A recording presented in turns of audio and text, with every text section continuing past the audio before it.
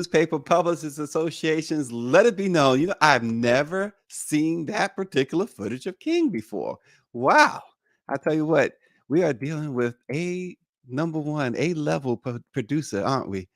Kansas City, this morning, Kansas City police dismissed a Black News report of missing women. Then one showed up.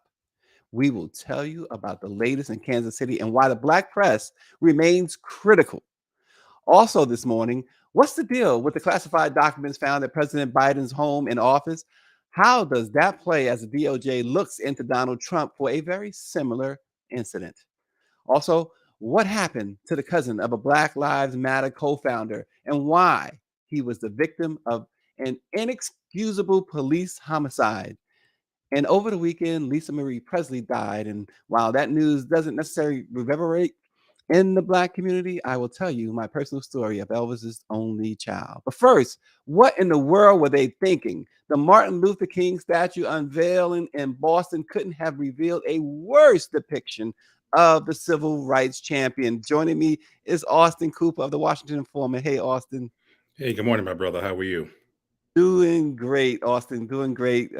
Great Monday morning. Folks are observing, of course, Dr. King, but a statue honoring King and his wife, Coretta Scott King, was unveiled. And I'm telling you, Austin, it's called The Embrace. And it was shown off in public for the very first time over the weekend with a large crowd on hand in the Freedom Plaza of the Boston Common to help bring in the new addition to the space. But my gosh, Austin, look, I don't know what you might think of this. I didn't even know what it was. And the different things that came to mind were just some of it was just is not for TV. Exactly. Let me just be frank to you and our viewers and say, I'm not the most, you know, culturally adept person when it comes to, to Yeah. art, but I don't know what this is. Yeah. And it's supposed to be, I guess, he and Mrs. King embracing one another, but that's not even remote. I mean, there's the picture there. I don't know what this is. I mean, where are their heads? Thank you. Uh, I mean, it's like they've been decapitated, and this is a brother, I believe, who created this, and I'm sure uh, the King family, I would assume, were privy to what direction this was going in before. I mean, it looked like a hot mess. Well, like you said, some of the King family was there for the unveiling. Could it be sometimes folks do something for you, they give you a gift, and you don't want to insult them? Could it be that? Because this is Absolutely. to me, I'm gonna tell you what my reaction was, and maybe it's wrong to say this, but my reaction was, it's like they assassinated King all over again. Yeah, It was absolutely. that bad. Yeah, no, I tell you what, on my next trip to Boston, I would not be making any efforts to go and to see that. What you just showed and what I saw in the papers recently was more was more than enough. Like I said, again, that spirit of transparency. I'm not the most culturally sensitive person, so Mm-mm. I go to art museums and can get bored, within 2 or 3 minutes, frankly. But that did not do anything for me. No, I just I think, mean, you look at it now. It looked like Dr. King's knee, and then you see a hand. I don't know. I yeah, don't know what it is. yeah, it's supposed to be from that embrace, and but the thing about it is, um, it's so. I'm not a member of the King family. Obviously, I can't pretend to know what they're thinking or how they feel. But I tell you what, I would be highly, highly insulted. I just think that given the situation, given who it is, and given the time, and um, you and the value in a black culture, the this whole critical race theory, and making sure that folks don't know our history, don't know American history, which black history is American history. It's the core of American history. And to do Absolutely. this, to me, I don't care.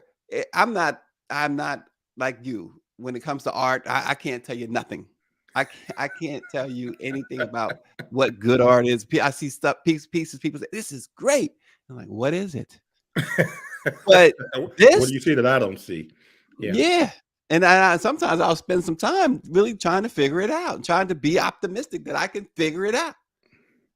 Yeah. This one, And again, why couldn't he just, I mean, that photo of the embrace, that was when I he won believe the it was Nobel when Prize. Dr. Oh, yeah, exactly, exactly. Yeah, So why couldn't you just do a statue of that? I've never seen that, with the head, with the hat, with her, where you could see both of their right. faces clearly happy with this What, historic news. what did he run Where out are of their money? heads? Where are their heads? Did the artist run out of money? I mean, Austin, we could have helped him out. Exactly, exactly. We could have helped him out. And if they delayed, and if they ran out of money, then hell, wait until 2024 to release the I would, statue, or yeah, 2025 until you got the money together. No, I that would is love to sit down with the artists and have the look at artists on this. the program sit down with just to find out was They your look like they're what grabbing was a your vision? toilet bowl here. I mean, what are they? Yeah, Yeah, this doesn't do anything for me. I mean, you see the yeah, bracelet, you see Mrs. King's. I guess that you see Mrs. King's wedding band. right, No, right. this is this. I don't know. Yeah, look, there were people who had problems with the unveiling in Washington when they first did the King memorial Yep, and yep, on statue the and basin. Hmm. on the basin, and they had some had some issues, but that clearly You knew it was clearly is Dr. Dr. King. King, You knew it was Dr. King. right? Where are his arms? That's the first thing I said. Yeah.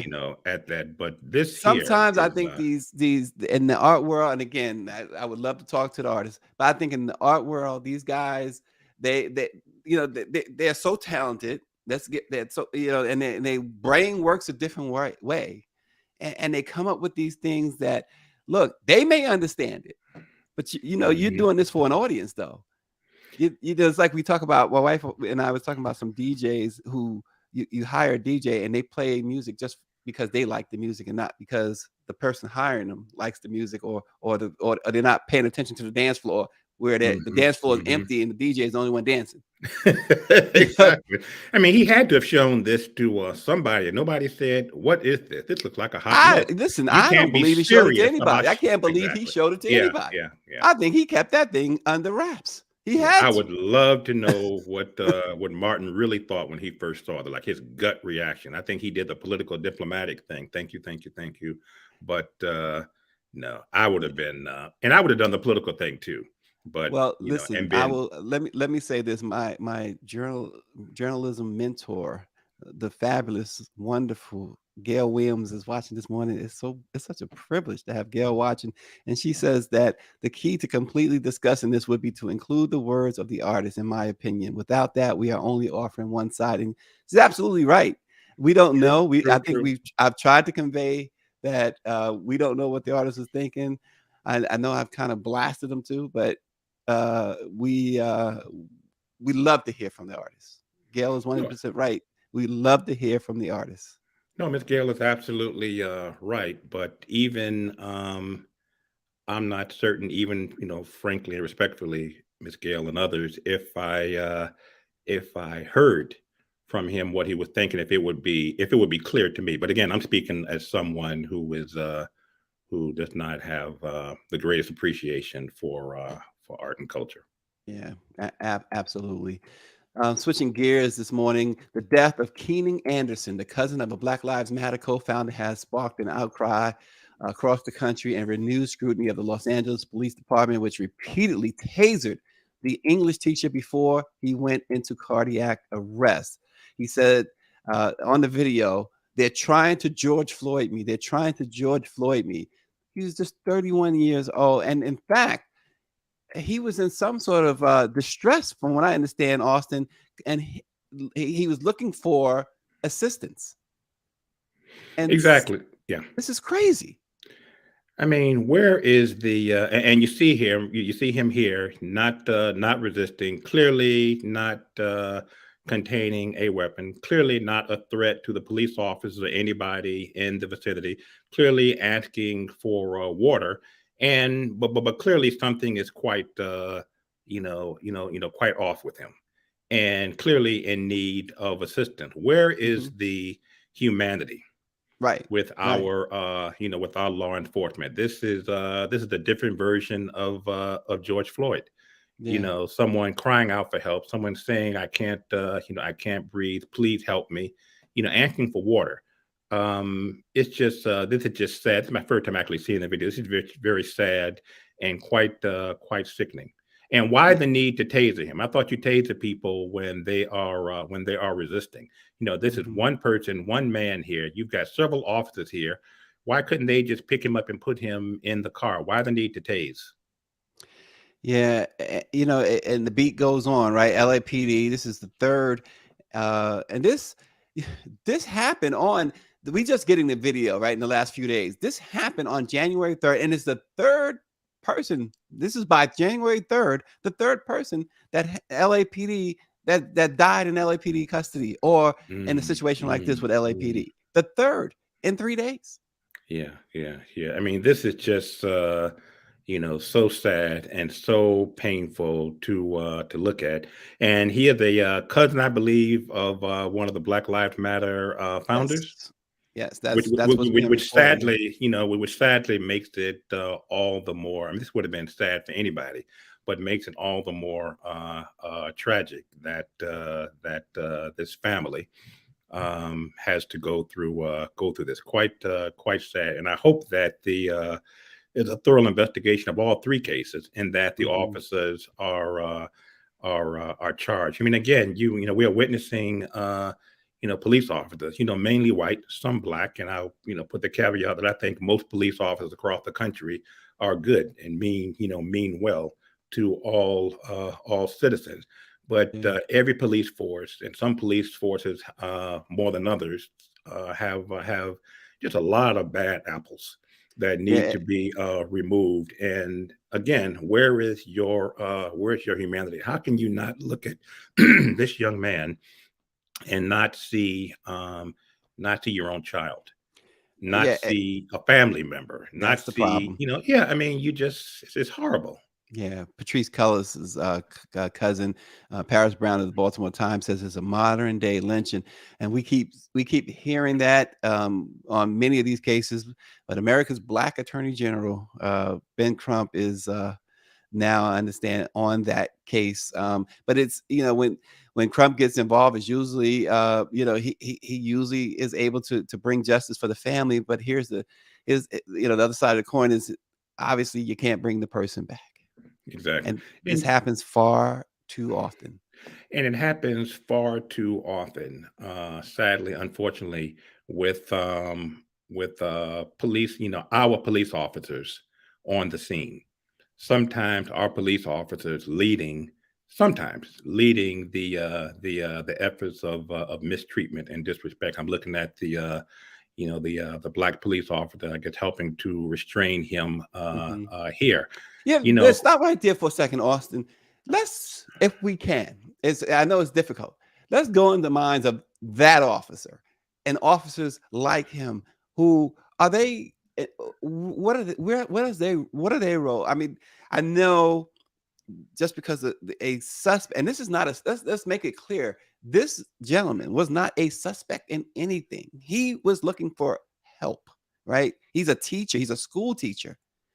But when it comes to black suspects, or black people that are being detained for whatever reason, legally or illegally, and there is a black officer at the scene. We saw what happened some time ago. I think it was Buffalo, with a lady, female, I should say, police officer intervened, and they did retaliate against her for intervening when another officer was going too far. Um, but do they kick in? Does it kick into their mind? Wait a minute, especially given the George Floyds, the Trayvon Martin, you know, especially given the backdrop of today. Does that kick in any way? It doesn't kick in often enough, or if it kicks in too late for many of these officers. I mean, look at them. They are, these police officers are probably, and I guess it might be a police cam video here, I don't know, Hmm. but these guys are clearly involved in trying to restrain this young brother. So it's safe to say that most were not paying attention to their surroundings. They don't know if someone is filming this. And again, I think you know, it to me is even more disappointing when I see our police officers not displaying the kind of sensitivity that I would like when it comes to anybody, white or black, but particularly our brothers and our brothers and sisters. Well, does it speak to the culture of police, law enforcement throughout the country? The cry and people intentionally, I think, mistook what defund the police meant. Um, but doesn't it adds to that the culture is so bad that with cameras going, they still do it with cameras going, knowing. You mentioned they may not have known. Most likely, Austin, that's, I tend to agree with you on 99.99% of things. That's the 0.1% I disagree, because I think they know that the cameras are going and they don't care. The Don't care. mind, they're used to this. They're used to assaulting. They look. Hmm. Hmm. We have to always say it, and actually get tired of saying this, but there are really good law enforcement officers out there. I know Hmm. some personally, Hmm. Hmm. really great people, but the culture, those, we keep saying the one bad apple, I think that there are much more bad apples than there are Agreed. good apples, and that's the problem. And the good apples, if you will, the culture has it so that they are not only afraid to speak up, um, they're afraid on numerous fronts. They're afraid that they might be called somewhere and backup not sent. We've seen that Hmm. Matthew Hmm. Fogg, Hmm. this his story. Some years ago, we talked to Matthew Fogg, who worked for the U.S. Marshal Service, and they wouldn't send backup. They wanted Matthew Fogg to To die. die, to die. Hmm. Hmm. No, I So think, I would, it's just, sad. And you make a very good point. I stand corrected. Far too many just don't care if you are taping them. Going back to, what was it, 1990, whatever it was, when Rodney King, was killed. Culture oh, did not change, and to make it worse, all four officers, five or six officers were completely exonerated yeah, of the killing. I never forget the look. I'm drawing a blank on the officer's name, who was kneeling on the neck of George Floyd. I mean, he was yeah, looking with a yeah, smirk on his Chauvin. face, like, I know, yeah. I know you. I know you're feeling me, and which tells me that, to your point, Stacy, that this is done far too often, and they get away with it far too often. So that even when they are filmed, with many, I would just think that folks would be more conscious, more alert with these high profile ill treatment of folks who are not suspects, just Yeah. being detained, Well, it just being becomes high questioned or whatever. profile once they commit the Exactly. crime Hmm. of Hmm. Hmm. putting these people, judge, jury, executioner, police, judge, jury, executioner on the streets. On the spot. On the spot. It, Yep. it's the Wild Wild West, and it's 2023, and no matter what, the George Floyd Justice and Police Act has died. Nobody talks about it anymore, Hmm. right? This idea of, and look at this statement that was put up on Keenan, was a deeply committed educator and father of a 6-year-old son. No one thought about his 6-year-old son, right? Our Hmm. community is Hmm. grieving, but we're also angry that once again a known, loved, and respected member of our community is no longer with us. Angry that another talented, beautiful black soul is gone too soon. And you get tired. It's you get tired of having to bring this to light constantly, constantly, constantly. But it's our reality. Yeah, and it just goes to show, look at this talented, talented brother, educator, clearly committed to the kids in his community. But you never know what personal crises folks are going through. And Hmm. clearly, at that moment on the street, this highly accomplished teacher and educator was within a weak state, and he deserved assistance, not to be tased, which ultimately led him to go into cardiac arrest and his death. It's just sad all around. All around. Also, what else is sad? We didn't want it to be a day of sad news, and but Kansas City, a 40-year-old white man was charged with kidnapping, rape, and assault when a 22-year-old black woman said he held her captive for over a month, for more than a month. This 22-year-old was allegedly held hostage inside a makeshift room in the basement of a Missouri home, bound with handcuffs, gagged by duct tape, and a metal collar with a padlock around her neck. She was repeatedly raped and whipped by her kidnapper, according to court documents. During that time, community activist Bishop Tony Caldwell posted a video on Facebook accusing elected officials and law enforcement of ignoring signs of a quote serial killer on the loose. Three black women, Austin, had gone missing within a week, but no one was looking for them. But in steps the Black Press, the Kansas City Defender, a nonprofit black news publication. They republished the video on TikTok. And they said, given the very serious nature of the matter, they believe that it is critical to report this. It was critical. And what happened? The Kansas City Police Department just told them, go away, go away. These are not true. These claims are not true. The video is not true. They said they didn't have any reports of missing persons, specifically black women. But less than 2 weeks later, a barely clothed woman appeared at a home on Don Shelton Boulevard wearing a trash bag and guess what? A metal collar with a padlock and duct tape around her neck. She Yeah, told police she was picked up by Timothy Haslett Jr., the 40-year-old white man who's now in in custody. custody. Yeah, just again another sad example of Black lives being devalued by law enforcement, by society, and by mainstream media, which is why it is so important to have the Black press. There's always been a need for a Black press, and there will always be a need for a Black press. And this just proves it. I was there is a series on I think it's HBO that I watched a couple of episodes and I got tired of it, but it's on the Jeffrey Dahmer killings and cannibalism. And there, once again, Yes. this is like 30 years ago. These folks are pleading with police who are just walking up and down, the street, Yep. saying that, we're hearing weird sounds coming out of apartment such and such. There is a foul odor, and Mhm. they did not take it seriously until Mhm. one young brother who somehow escaped, Yep. and the police finally went in and saw this house of horror.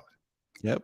Yeah. Wow. The story, according to the Kansas City Defender, um, and we don't disagree at all. The story shows 85th and why it's. Prospect. We Here we got a go. serial killer again. And ain't nobody saying nothing. The media's not covering it. We got three young ladies that are missing. Ain't nobody saying a word. What is the problem? Why can't we get some cooperation? Where's our community leaders? Where's our activists? Where's our public officials? Where's our police department? Where is those folks at? In Mm. President Gardens. Come on now. We we need to start knocking doors. We need to start making sure that this is brought to the light. We cannot continue. Yeah, the publisher of the Kansas City Defender says the story, and he's 27 years old, by the way, the publisher, and that is fantastic to have that young, energetic blood in the Black press. It says the story shows why it's absolutely essential to have quote radical Black media outlets that are unapologetic and unafraid to report on issues that white news outlets don't want to talk about, or that they will water down or whitewash. That's Ryan Sorrell, who founded God the bless him. Defender. He's God bless him. God 27 bless years him. old. 27 years old and has that type of vision and insight. And that clip there is a perfect example of community activism working hand in hand with the Black press to bring stories to light that might not be told otherwise. I mean, Lord knows, had it not been for this 27-year-old publisher and these community activists, that woman might be dead Exactly. by now. Exactly. And you mentioned Dahmer. If you recall, when that was going on with Dahmer, um, he there was a couple of at one point, and you can look this up. There was a couple of folks who got away temporarily. A couple of guys got away, and Dahmer apparently chased them down. A police officer happened upon the scene, and Yep, yep, he yep. was he was able to explain to them that these guys something he was responsible for them or what, and the police let him Mhm, go, mhm. and they Yeah, they were high, eventually were they were dead. drunk, and but yeah, but no proof. Let me see where his living quarters are. Let Yeah. me see his ID to see if indeed he is a resident here.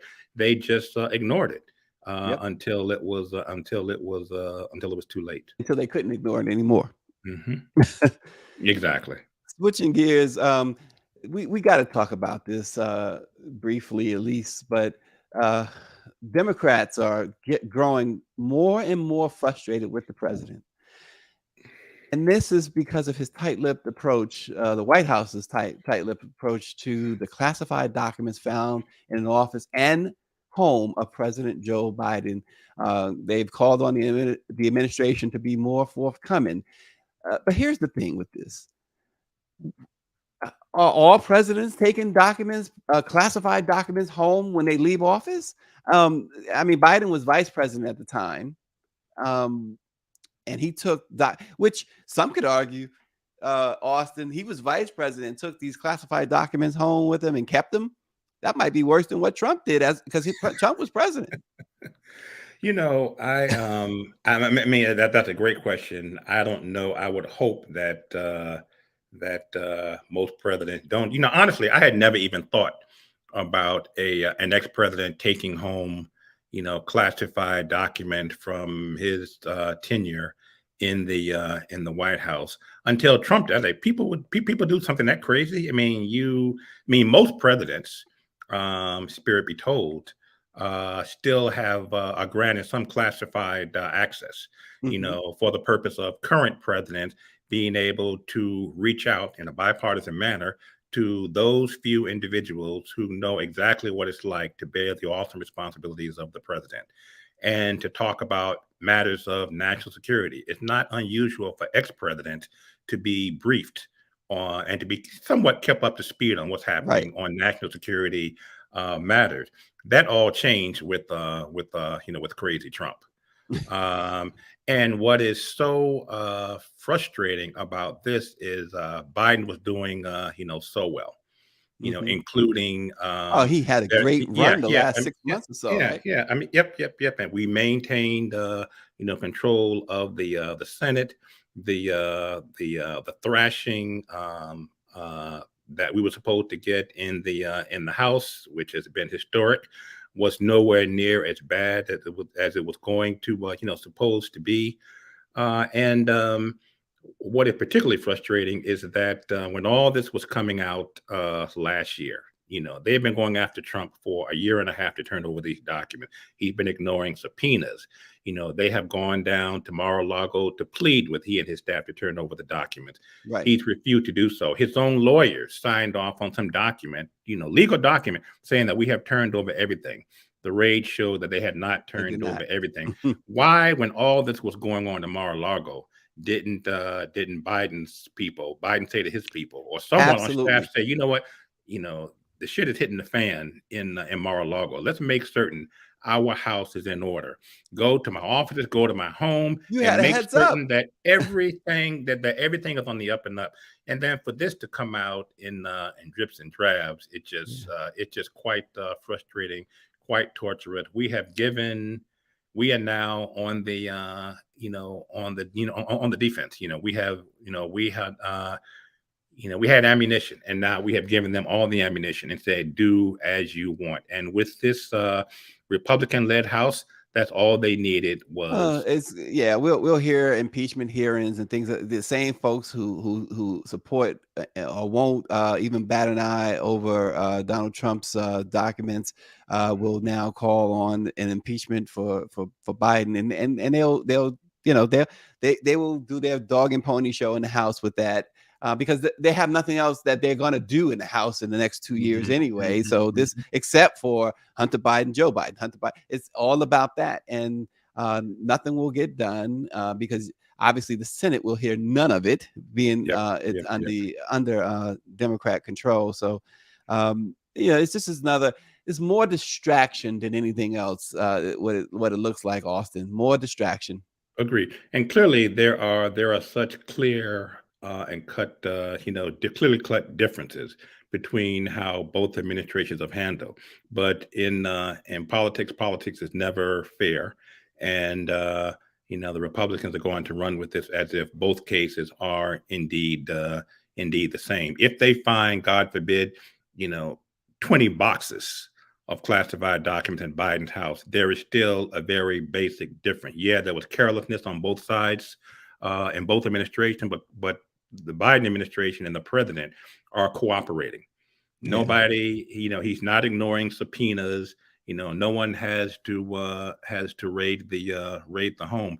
And what's also frustrating is I'm just very frustrated with Attorney General, Merrick Garland. I mean, he's one of the weakest, most feckless attorney generals that we have had, and he's too focused on bending over and appeasing the Republican base. Look, I understand being partial, understand being judicial and all of that.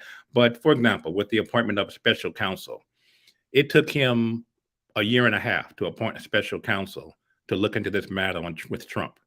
It took him 48, 72 hours to do the same with Biden. Yeah, right. And if you want to be come across as bipartisan, nonpartisan, that's fine. Why does the special counsel have to be a Trump appointed judge? Why couldn't he find someone from Bush 1 or Bush 2? Yeah, exactly. Well, also, we're going to end this morning with, I was on a little vacation, celebrate my anniversary, but I had to pause when I heard the news that Lisa Marie Presley had been rushed to the hospital in California with cardiac arrest, and then a short time later died. She's going to be buried at Graceland, according to Riley Keough, her daughter. Funeral arrangements have not yet been announced, but she will be laid to rest at Elvis Presley's estate alongside her father, Elvis, her son, Benjamin Keough, who in 2020 took his own life. And Lisa was just now coping with that. She was just now being able to come back into the public's eye after that horrific finding that her son had committed suicide. But I just wanted to quickly share, and the reason we lift Lisa up this morning is, I had a chance to know her a little bit, to meet her a few times and talk with her. And I just remember one particular conversation in which we had in Las Vegas after a VH1 Diva show, in which we talked for a long time, and she talked about her love of music and wanting to be identified as a musician and not just Elvis's daughter. And she was so ecstatic. She had performed and did a tremendous job. She made her way in the music industry. She didn't want, as she said, I don't want handouts. I don't want people to give me this because who my father is, or because, of course, she had been married to Michael Jackson at one point. And she just wanted to make it on her own. And she talked about how tough that was too, to make it on her own merits, that people would open doors because she was Elvis's daughter. And she talked about how Elvis, everybody wants to talk about Elvis. She says, I give everyone their Elvis time. I give everyone their Elvis time because I get it. She said, I get it. I appreciated Elvis's career, and my family and I have gone to Graceland, and we've seen the movie. We actually went and saw the 1968 special a couple of years ago when TCM did a special in the movies, rebroadcast in the 1968 comeback special that Elvis Presley did. But she was genuine. She was extremely genuine. A wonderful, wonderful conversationalist. Someone who you wouldn't think who appeared shy and withdrawn. The word hello gets her going. Got her going.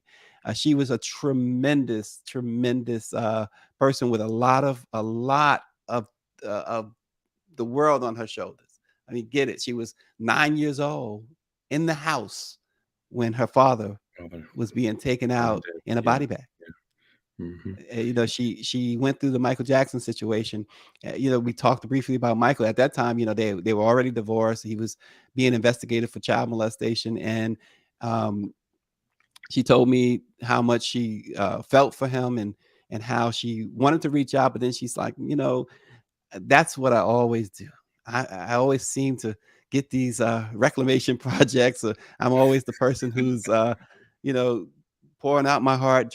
He says he'll get through it. He doesn't need me, and he And did. doing He that all the got through time it. He weighs was on you. fine. He was acquitted. But Lisa Marie Presley was a shining light in such a dark world. The entertainment world, I think, is such a dark world, and she was certainly a shining light.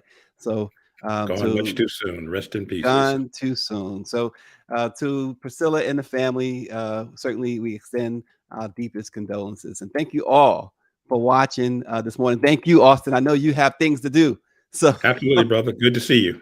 always good to see you, and thank you all. We'll see you tomorrow.